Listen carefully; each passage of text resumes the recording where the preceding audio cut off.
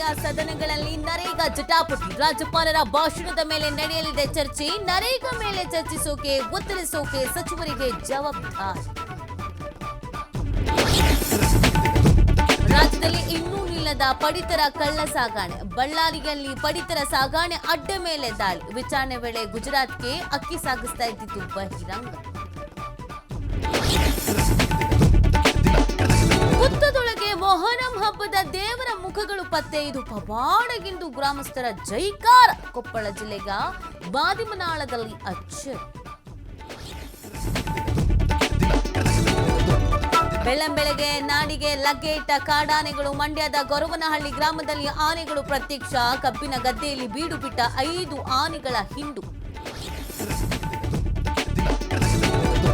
ದೇಶದಾದ್ಯಂತ ನಾಳೆಯಿಂದ 4 ದಿನ ಬ್ಯಾಂಕುಗಳು ಬಂದು. ಸಾರ್ವಜನಿಕ ರಜೆ ಬಳಿ ಜನವರಿ 27ರಂದು ಮುಷ್ಕರ.